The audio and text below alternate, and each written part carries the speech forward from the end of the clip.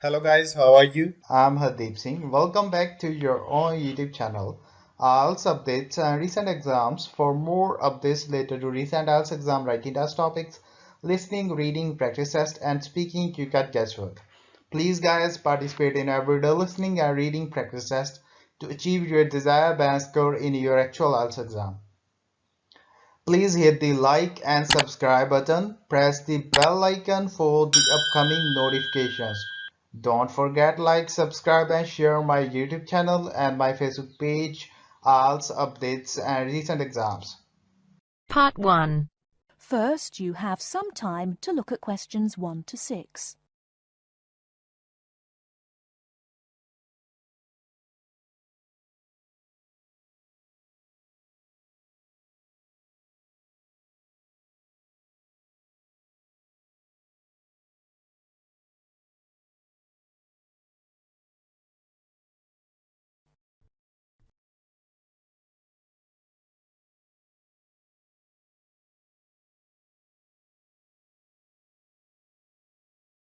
Listen carefully and answer questions 1 to 6.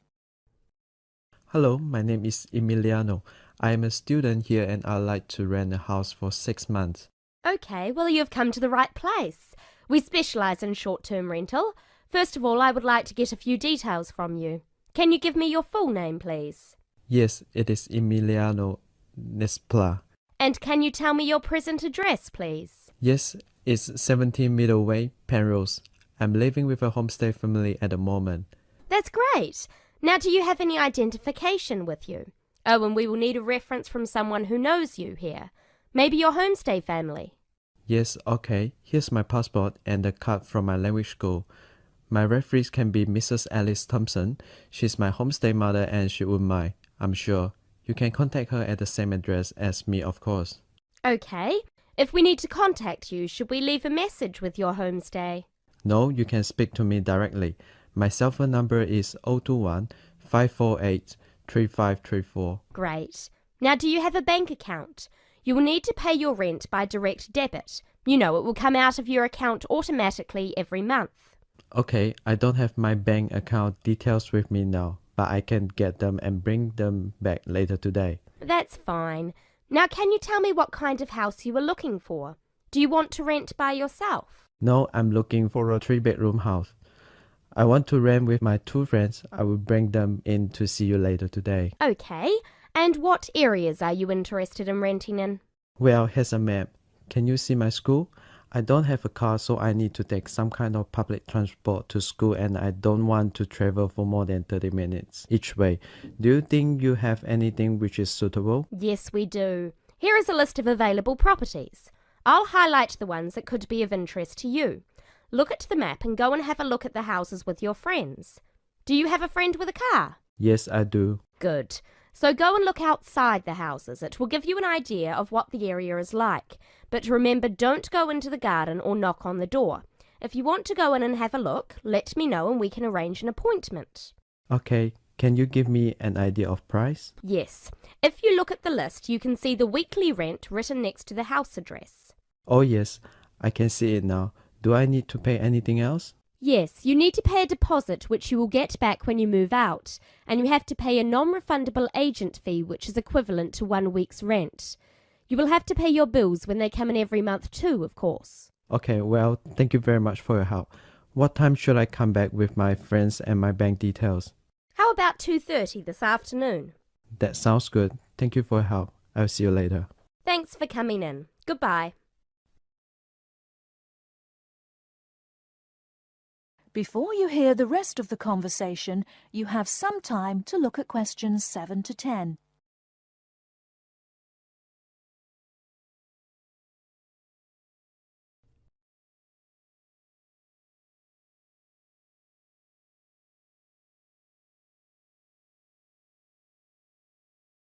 Now listen and answer questions 7 to 10.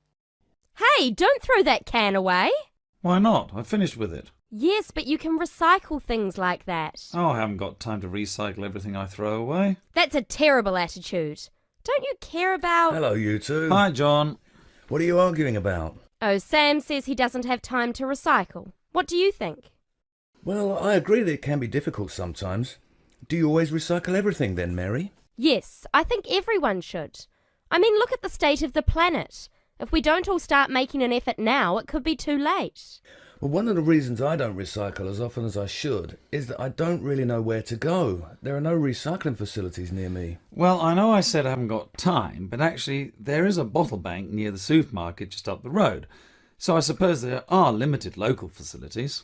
So you can do your recycling outside the supermarket? Yes, but like I said, only limited.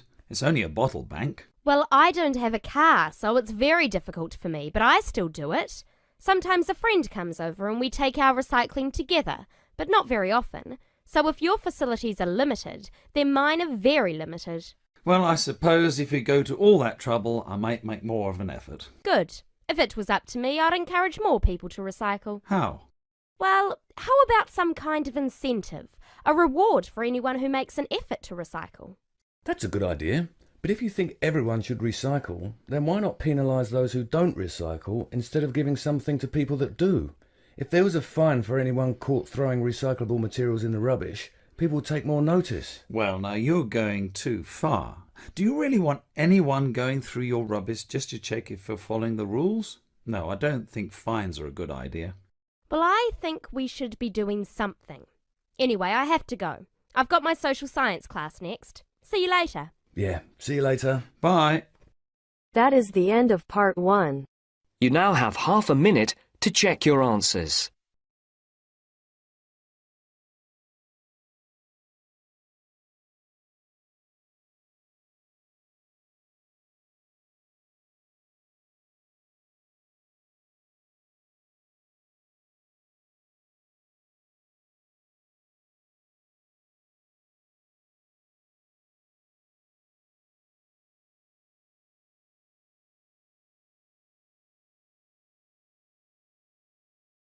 Now turns to part 2. You'll hear an introduction on the housing conditions in Chapmanville. First, look at questions 11 to 14.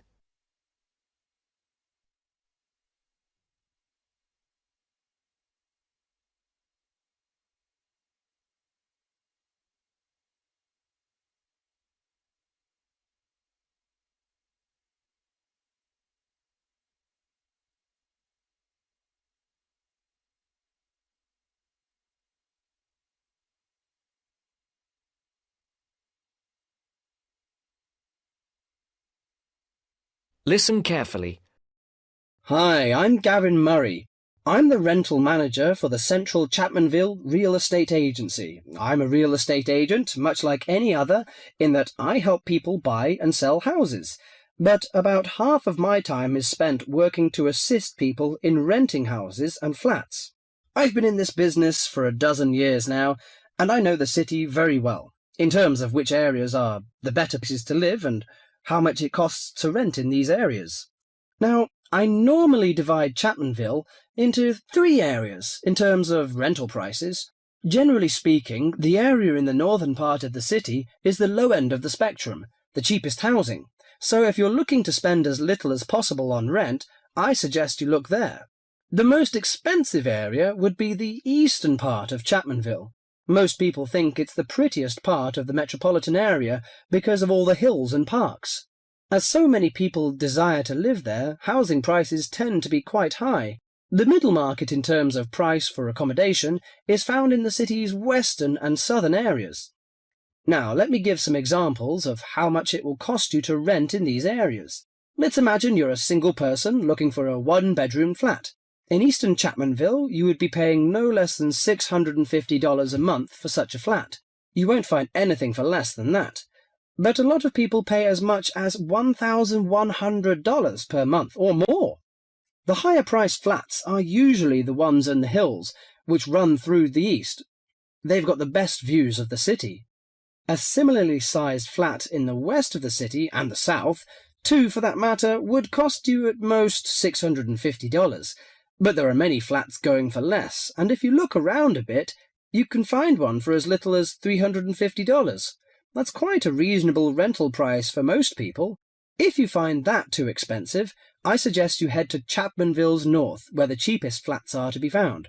One-bedroom flats there start from about $170 a month and up to about $400. Now, for those of you who want something bigger, you'll have to be prepared to pay about double those prices for a small 2- or 3-bedroom house. Before the broadcast continues, look at questions 15 to 20.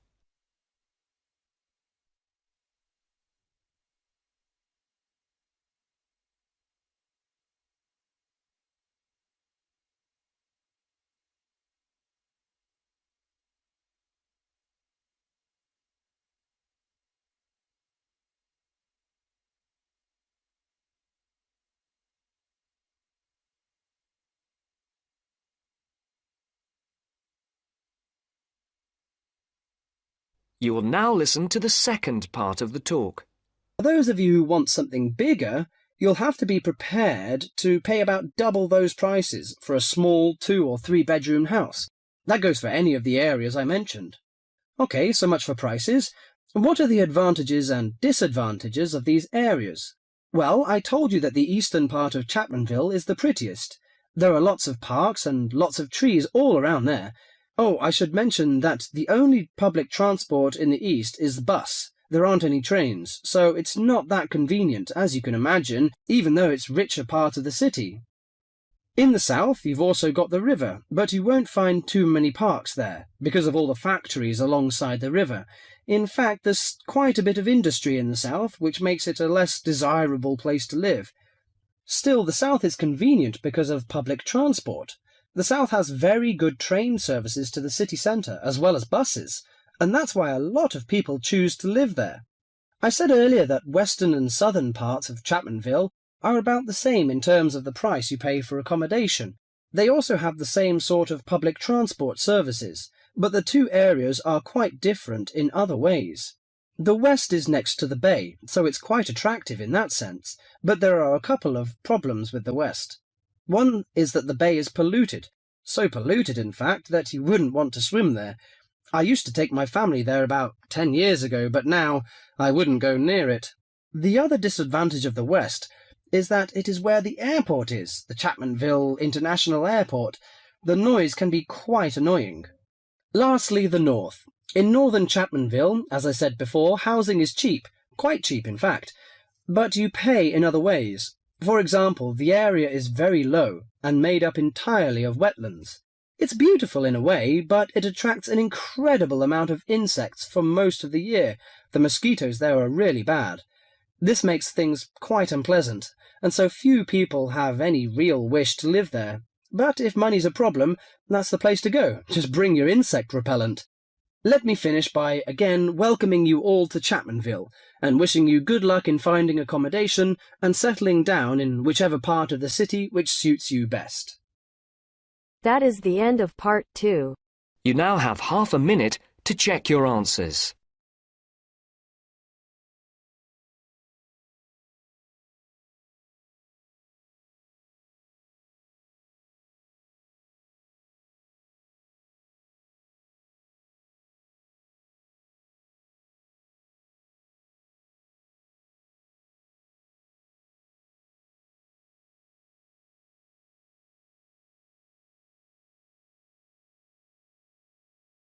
Now turns to part 3.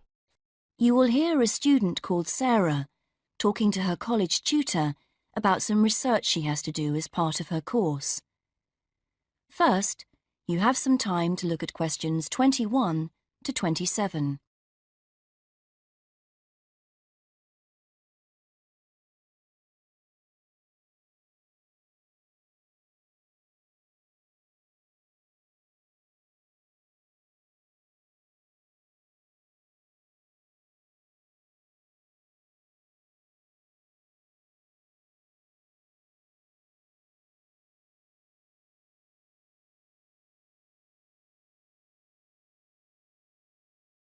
Now listen and answer questions 21 to 27.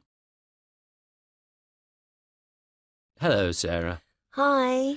So, you want to talk about your research project? That's right. I want to find out how many people use the Tourist Information Office and what they think of the service they get.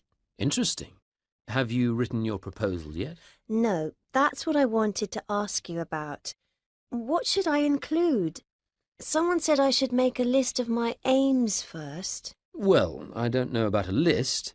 A statement of aims is the correct term. It's just a quick summary of what you hope to get out of the project. OK, and should I include other documents I've prepared, like the questionnaire? I'm still working on that. I can check that later, but I think it's good to prepare an information sheet for participants. It would help you to think about interview methods. It'd be good to see that soon. Oh, right. And I want the project to have statistical data, not just to be a collection of opinions. That's good. So that should be clear from the proposal too. Great. So what else must I include in the proposal? Or are some things optional?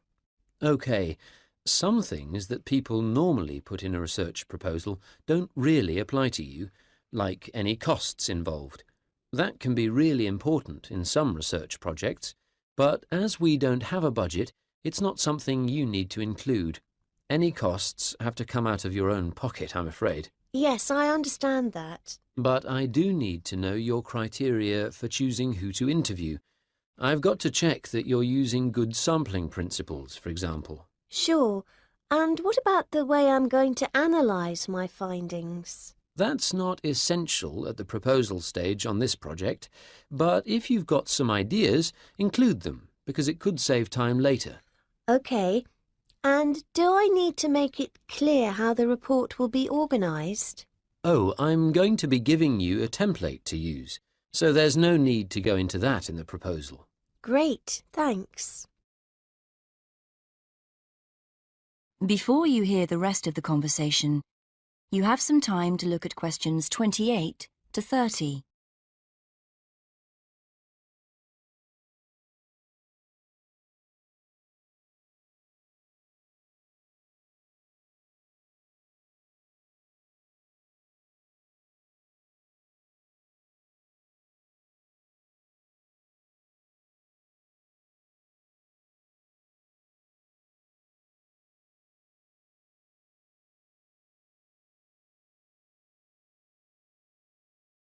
Now listen and answer questions 28 to 30. Actually, another thing we could discuss now is making sound recordings of interviews. Oh, right. Do I have to record them all? I could try to get as many as possible, but it'd be rather expensive. Yes, don't worry. You only need a few chosen randomly just to give an idea of how the interviews are going. You can send one in each time you update me on your progress. OK. How often should I do that? I haven't done a timetable for the interviews yet, but they'll be spread over 3 or 4 weeks, with about 200 in total. I reckon on doing 20 a day. Let me know how you're getting on at the end of each day's interviewing then, whether you've had any problems or not. It can be a lonely job. Thanks. I appreciate that. And what about the confidentiality of participants? Because that can cause problems. Well, I'm getting them to sign a consent form. It says that I'll only use the information for my research, that I won't pass it on to anyone else. But that's the only promise I'm making. They have to give me their names and agree to their data being stored on the college computer network. That sounds good. You won't put names in your report, I know, and the data will all get deleted at the end of the year, but we don't promise any of that. Sure. The end of part 3. You now have half a minute to check your answers.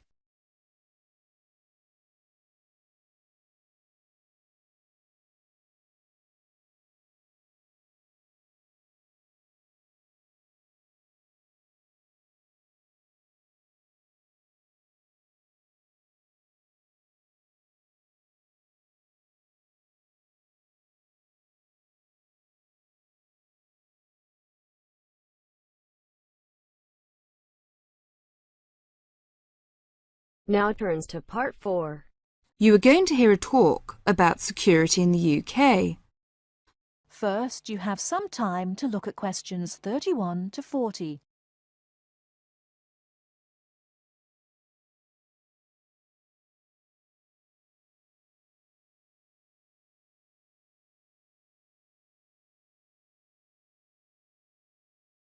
Now, listen carefully and answer questions 31 to 40. In large cities, for instance London, and crowded places such as airports and stations, there is the risk of theft. We do not want you to suffer the distress of losing important documents and valuables as soon as you step onto British soil. So here are some important do's and don'ts. Don't carry more cash than you need for daily expenses.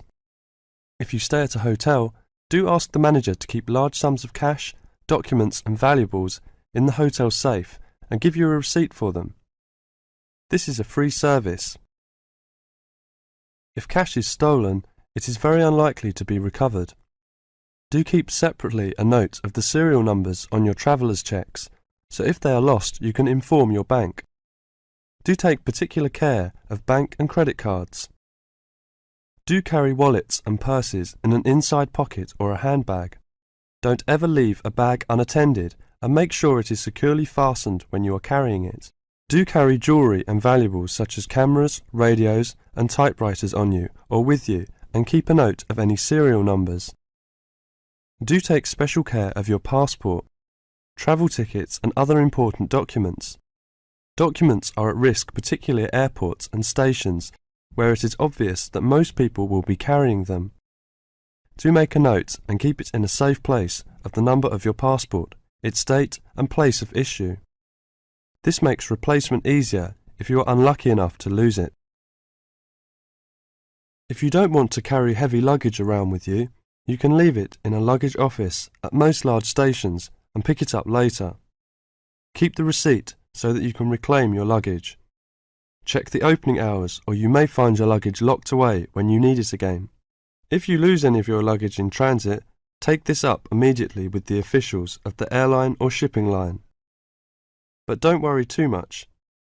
98% is found within 3 days.